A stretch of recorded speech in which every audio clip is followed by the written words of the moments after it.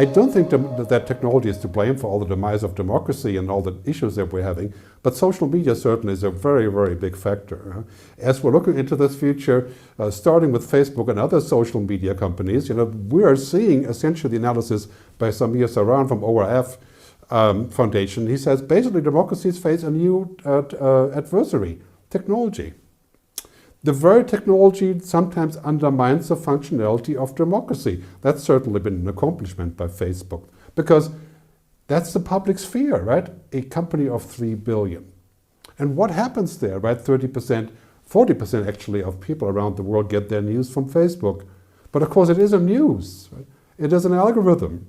And this is what happens there, right? Regurgitating information. I think this is a great recipe for the demise of democracy if we're just going to have algorithmic media.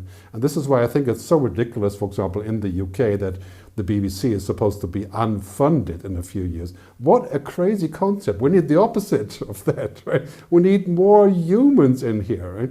This kind of idea of algorithmic media that primarily Facebook and other social media stands for, that isn't working because life isn't algorithmic, and there's no such thing as an algorithmic truth.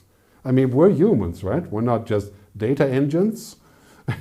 So to really get into this algorithmic truth, we need a bit more than this, what I call the sofalarity, hanging back and consuming technology and letting AI make the decisions. That's not going to work. I think the rise of this kind of machine world is eroding our society, our humanity, and endangering democracy. And if you know me personally, you know that I'm really open with technology, and I use a lot of technology. I'm kind of a geek in so many ways, and I used to run tech companies in the internet sphere, hundreds of years ago.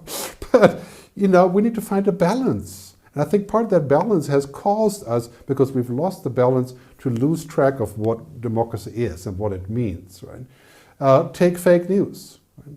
And this has become a phenomenon that is definitely destructive to society, to people, and certainly our democracy as we're moving into the future where information puts us into kind of a jail, right? And also where all information is intermediated, right? So we're using bots for everything now, and where we're basically wearing blindness that technology is putting on us. This is a bad idea. We have to roll back on this. We have to rehumanize technology, because the bottom line is, with artificial intelligence and this kind of engine of algorithms, right? It's a powerfully bad combination. And it makes a lot of money. So it's powerfully bad, it makes lots of money, but it destroys us. Yeah, you've heard that before from other industries, like the oil and gas industry. So what we're seeing right now, because of technologies, we're seeing this sort of us against them, this polarization, and what I call the stupefaction, right? Making everything easy, right? Dehumanizing us and bringing everything down to some sort of bizarre algorithm. Right? And I think the bottom line is that machines are binary, computers are binary, but humans are multinary. Right? We live in a world that is not just on or off and yes or no. And we're seeing this right now. We have to use our human approach to solving big crises. It's not just yes or no. It's a subject to what we want and how we can communicate. Very important to go further in this direction. And also what I call simulation and addiction and fake worlding. Living in a world where we're essentially constructing a world like the metaverse, which I talked about 2 sessions ago. And the idea of escaping. The world sucks and is so bad, so I'm going to escape into virtuality, because there I can be whatever I want to be, right? I mean, what a stupid concept, right? I mean, and this is what Zuckerberg and other metaverse owners want us to buy into, that kind of feudalism concept, right? So, I mean, it's clear, too much of a good thing, technology, can be a very bad thing. And we've gotten the ticket now.